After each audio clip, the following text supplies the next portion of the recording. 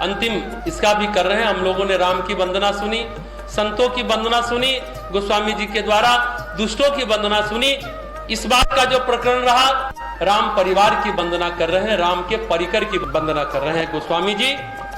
उन्होंने रीछ बानर सबकी वंदना की कि निकृष्ट योनि में रहने के बावजूद भी उनको भगवान की प्राप्ति होती है। देव दानव मानव अगर उसने भक्ति की तो भगवान राम ने किसी को निराश नहीं किया, सबको अपने धाम यानी साकेत धाम वैकुंठ धाम पहुंचा दिया। आज गोस्वामी जी वंदना कर रहे हैं। जनक सुता जग जननी जानकी, अतिशय प्रिय करुणा निधान की, ताके जुगपद कमल मनाऊं, जासु कृपा निर्मल मति पाऊं। राजा जनक की पुत्री, जगत की माता जानकी, तो करुणा निधान श्री रामचंद्र जी को अत्यंत प्रिय हैं। श्री जानकी के दोनों चरण कमलों को मैं प्रणाम करता हूं, जिनकी कृपा से मुझे निर्मल मति, गोस्वामी जी कह रहे हैं, जिनकी कृपा से मुझे निर्मल मति यानी शुद्ध बुद्धि मिले। आदि शक्ति जगन माता के कई रूप हैं। 9 दिनों से हम लोग आदि शक्ति जगत जननी माता के 9 स्वरूपों का पूजन कर रहे हैं, ध्यान कर रहे हैं, उनके गुणों को अपने जीवन में आत्मसात कर रहे हैं। सबसे महत्वपूर्ण रूप है माता का शुद्ध बुद्धि, सद्बुद्धि, सद्ज्ञान। वो आदि शक्ति जगत जननी का वो माँ गायत्री के रूप में। गायत्री क्या है?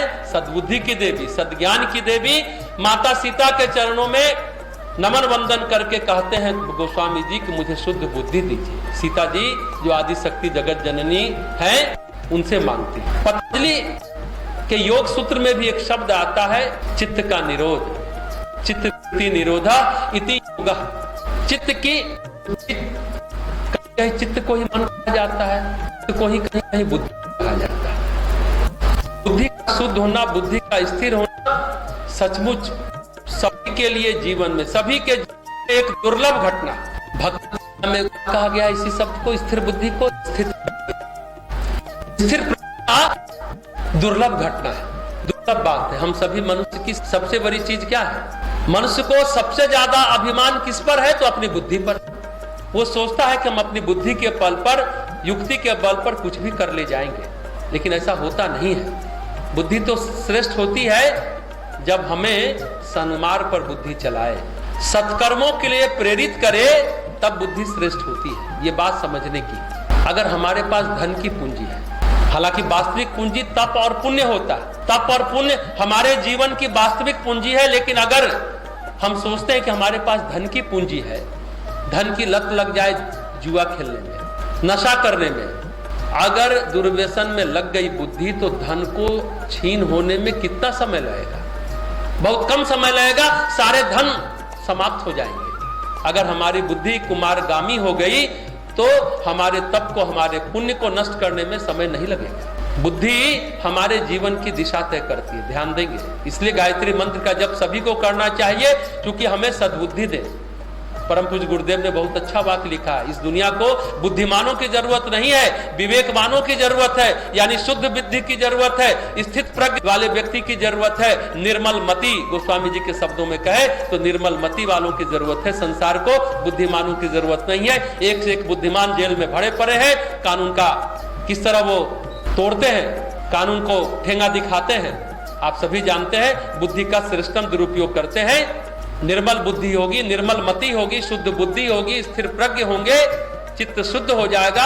पतंजलि के शब्दों में कहें तो बनती है। तो बुद्धि हमारे जीवन की दिशा तय करती है, बुद्धि हमारे जीवन की व्यवस्था भी करती है। तर्क है, विश्लेषण है, युक्ति है, ये सब बुद्धि से होता है। अभी आप क्या बोल देंगे पता नहीं, बात बात करते करते कब आप लड़ाई करने लगते हैं, कब चीखने चिल्लाने लगते हैं, बाद में अफसोस होता है मैंने क्या बोल दिया। बुद्धि हमें कहां ले जा रही है, बुद्धि हमें किधर ले जा रही है, कह नहीं सकते। इसलिए आवश्यकता है शुद्ध बुद्धि की। जब तक बुद्धि शुद्ध नहीं है तब तक जीवन में व्यतिक्रम, जीवन में व्यवधान, जीवन में परेशानी, जीवन में दुख, जीवन में कह सकते हैं पतन, पराभव आता रहेगा। आज जीवन की सबसे बड़ी समस्या क्या है? बुद्धि का शुद्ध न होना। इसलिए आज सबसे ज्यादा आवश्यकता इस दुनिया को क्या है? सद्बुद्धि की, सद्विचार की, सद्ज्ञान की। इसलिए शक्ति के रूप में गायत्री का अवतरण हुआ। गायत्री मंत्र का जप करेंगे तो आपकी बुद्धि शुद्ध होती चली जाएगी। आज का मनुष्य हठ पूर्वक जीता, मानता ही नहीं, ये मानने के लिए तैयार नहीं है कि हमारी बुद्धि को शुद्ध होना चाहिए। जीवन में परेशानी का सामना करने के लिए तैयार है, लेकिन बुद्धि को शुद्ध करने के लिए तैयार नहीं, गायत्री मंत्र जपने के लिए तैयार नहीं है। हस्तिना पर कौरवों का शासन था, कौरवों का साम्राज्य था कुरुवंश, जहां एक से एक प्रतापी व्यक्ति हुए। बहुत ही समर्थ भीष्म पितामह थे, द्रोणाचार्य थे, जहां कर्ण थे, कृपाचार्य थे, अश्वत्थामा जैसा महावीर था। ऐसे महारथी सब थे जिनका पराजय कभी संभव ही नहीं था। लेकिन एक चीज थी दुर्बुद्धि, कौरवों का पाप दुर्योधन के सिर चढ़कर बोला और उस दुर्बुद्धि के सामने सभी नतमस्तक हो गए। कोई सुधार नहीं पाया दुर्योधन को, क्योंकि समस्त कौरवों का पाप जो उसके प्रतिनिधि के रूप में दुर्योधन कर रहा था ना, दुर्योधन की मत को कोई डिगा नहीं पाया। दुर्योधन की दुर्बुद्धि सबको हाँकती, सभी को अपनी दिशा में हाँकती रही। धृतराष्ट्र हो, भीष्म हो, द्रोण हो, कर्ण हो, सब अपनी दिशा में, यहां तक कहिए कि सारे धर्मात्माओं को पाप कर्म में लिप्त कर दिया दुर्योधन ने। सारे धर्मात्मा, सारे पुण्यात्मा, परिणाम क्या हुआ? दंडित हुए, क्योंकि गाड़ी की स्टीयरिंग दुर्योधन के हाथ में न थी। उसी तरह आप देखिए तो रावण महाप्रतापी है, त्रिलोक विजय है, इसने अपने पुण्य से तब से इतने वरदान प्राप्त किए, गिनती बाहर है, लेकिन वरदान मिला तो उसकी दुर्बुद्धि उसको कहां ले गई? अभी आपने इस संगीत में राम कथा में सुना। गोस्वामी तुलसीदास जी सीता का 3 रूप बताते हैं। सभी लोग जानते हैं रामचरितमानस में सीता जी के 3 रूप में, एक पुत्री के रूप में, एक पत्नी के रूप में, एक माता के रूप में, और 3 रूप है जो गोस्वामी जी कहते हैं कि करुणा निधान के अतिशय प्रिय है, यानी भगवान राम बहुत ही प्रिय है। एक जगह कहते हैं माता सीता से, तुलसीदास जी का अवसर मिले तो हमारी बात भी प्रभु राम से कहना, उनके मन में हमारे ये भी करुणा उपजे। दूसरी जगह कहते हैं भगवान श्री राम की अर्धांगिनी जो समस्त श्रेयस करीम है, एक शब्द है श्रेयस करीम, यानी श्रेय मार्ग पर हमें चलाना, प्रेम मार्ग की ओर मत ले जाना। श्रेय मार्ग है अध्यात्म का मार्ग, प्रेम मार्ग है संसार का मार्ग, संसार की ओर मत ले जाना, अध्यात्म की ओर ले जाना। श्रेयस मार्ग की अनुभूति हमें करा दीजिए।